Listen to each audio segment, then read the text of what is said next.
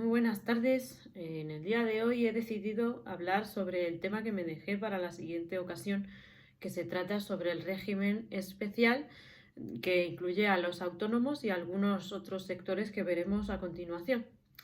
Como el gran tejido empresarial de España es el tejido de los autónomos y de las pequeñas y medianas empresas, creo que este tema puede ser interesante y de aplicación a muchísimas personas conocidas que de esta manera voy a hacer un esquema muy parecido al que hicimos el otro día sobre la incapacidad laboral en el régimen general de trabajadores. Así que nada, voy a comenzar.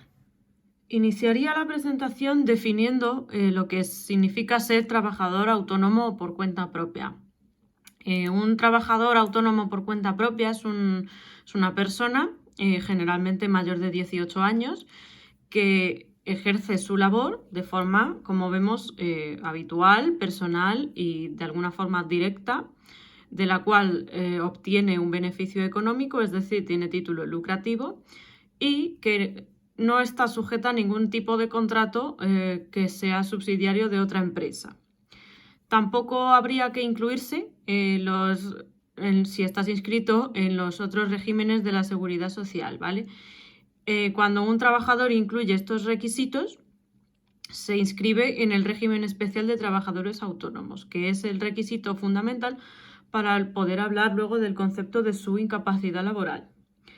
Desde 2008, el régimen agrario está incluido en la categoría de trabajador autónomo o por cuenta propia, y este sector pues tiene algunas particularidades que luego veremos. Voy a referirme en general al hecho de que los autónomos tienen derecho a la incapacidad laboral de forma generalmente igual a los trabajadores del régimen general de la seguridad social, pero tienen una serie de particularidades. Por ejemplo, comenzamos con las cotizaciones por contingencia común y por contingencia profesional. Cuando un autónomo se da de alta en el registro del régimen especial de trabajadores autónomos, ahora es obligatorio tener cotizadas las contingencias comunes, ¿vale? O sea, se extrae una cotización al trabajador para cubrir este tipo de contingencias, ¿vale? La enfermedad común, el accidente no laboral. Y esto sería opcional en el caso de que fuera un trabajador pluriempleado que cotizase simultáneamente en otro régimen de la seguridad social. Por ejemplo, pues tendríamos un médico que tiene un puesto en la sanidad pública y a la vez es autónomo en una clínica, o que tiene una clínica en la cual él es el trabajador principal y él se da de alta como autónomo. Bueno, pues esta cotización vemos que sería opcional, ¿vale? También es opcional para los trabajadores agrarios por cuenta propia. En 2009 hubo un cambio en cuanto a las contingencias profesionales, al accidente de trabajo y la enfermedad profesional. Ya era de voluntaria cotización hasta 2009, pero a partir de ese momento comenzó a ser obligatorio.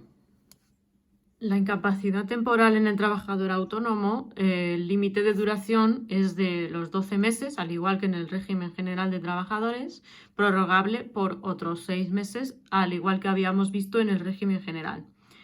Pero para poder saber cuál ha sido la contingencia que lo ha motivado o poderla tipificar adecuadamente, hay que volver a las definiciones de los conceptos de la contingencia común y la contingencia profesional en el autónomo.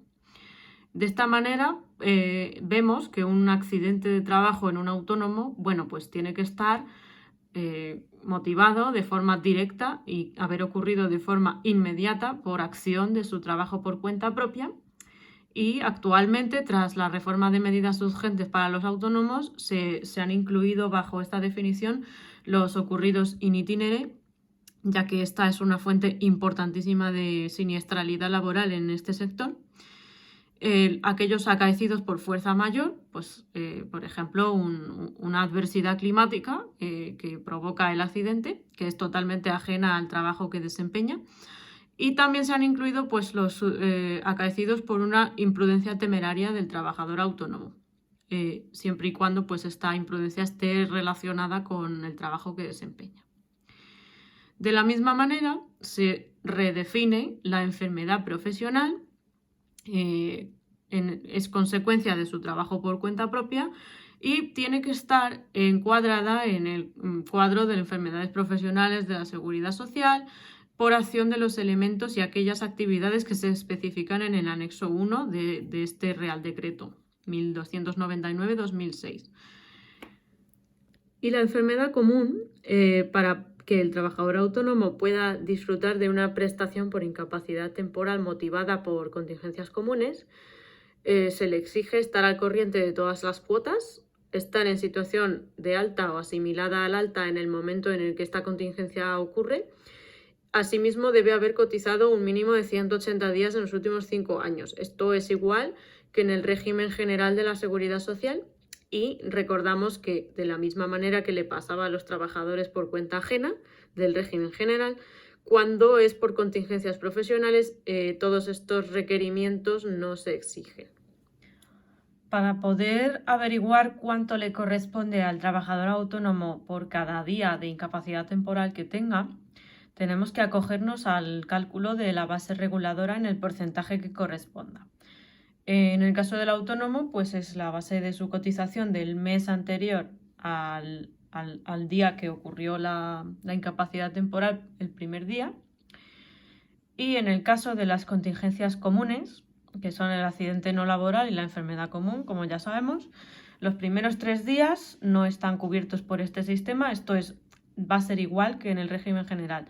El cuarto y el 20º día queda con un 60% de la base reguladora. Y a partir del 21º día el porcentaje será del 75%. En las contingencias profesionales encontraremos que es el 75% de la base reguladora pues desde el día siguiente al hecho que motivó la incapacidad temporal o al día del inicio de la incapacidad temporal. Cuando el trabajador autónomo se encuentra en incapacidad temporal, debe seguir cotizando en el régimen especial de trabajadores autónomos, pero a partir del año 2019, una vez que ha sobrepasado el segundo mes estando de baja, el autónomo está exento de los pagos de la cuota hasta que finalice su periodo de incapacidad temporal. Durante ese tiempo, quien se hace cargo de estos pagos es la mutua colaboradora. Como muchos autónomos cotizan por la base mínima, se les queda una prestación muy reducida para la incapacidad temporal. Por lo tanto, es habitual que muchos decidan contratar un seguro privado que les cubra la incapacidad temporal, pues dependiendo de las contingencias y demás. Para poder recibir las prestaciones por incapacidad temporal, los autónomos necesitan acogerse a una serie de plazos establecidos por la Seguridad Social. Aparte de que tienen que cumplir todos los requerimientos generales que hemos nombrado antes para poder disfrutar de ese derecho, hay que notificar a la Seguridad Social la situación de baja mediante un impreso oficial en el cual el trabajador autónomo declara quién va a gestionar a la empresa mientras dure su periodo de baja o si este periodo de baja va a motivar un cese temporal de la actividad o definitivo en algunos casos. Para poderlo presentar dispone de 15 días siguientes a la fecha de inicio de su baja, ¿vale? O sea, en 15 días tiene que presentar este impreso oficial. Cuando el trabajador esté de baja, tiene la obligación de que, en caso de que se solicite por parte de la Seguridad Social, esta declaración en el impreso se le puede solicitar cada 6 meses, mientras dure la baja. Pero si no la presenta, se le suspende su prestación por incapacidad temporal. A partir del año 2014 se establecieron una serie de nuevas condiciones porque ocurría que se daban las famosas altas por incomparecencia por parte de los servicios médicos o de las mutuas y esto, bueno, pues ahora mismo tiene una pequeña excepción, un pequeño matiz. Se mantiene que el médico dispone pues, de 5 días para responder las propuestas de alta que, a juicio de las mutuas colaboradoras, pues estén justificadas de alguna manera. Cuando este plazo se supera, pues tienen derecho a recurrir las mutuas a inspección médica para que se revise esta propuesta de alta. Y cuando el trabajador había sido citado para una revisión y no comparecía, La Mutua, antes de 2014, podía emitir el alta por incomparecencia y se interrumpía la prestación. Bueno, ahora esto no es así.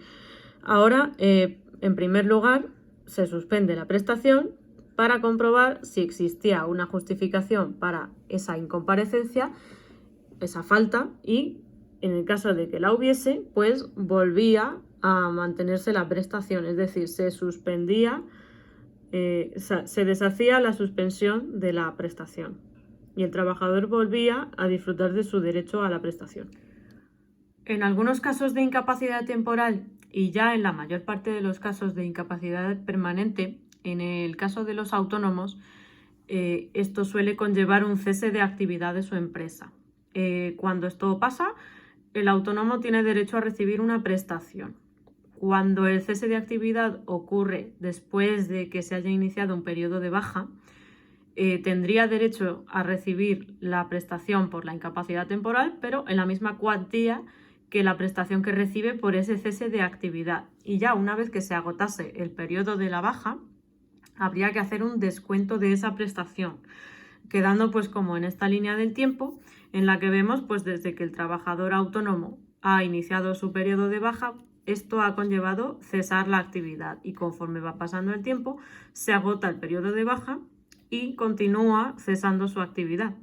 Pues en este momento es cuando se empieza a descontar lo que ha recibido de incapacidad temporal a lo que recibe por cese de actividad, de tal manera que en este momento ya no cobra las dos prestaciones al mismo tiempo, sino que ya solamente la del cese de actividad. Bueno, hasta aquí sobre la incapacidad temporal en los autónomos. En el siguiente clip hablaremos sobre los distintos grados de incapacidad permanente, la total y la absoluta, en el caso de los trabajadores del régimen especial de autónomos. Espero que os haya gustado y os haya servido de ayuda. Chao.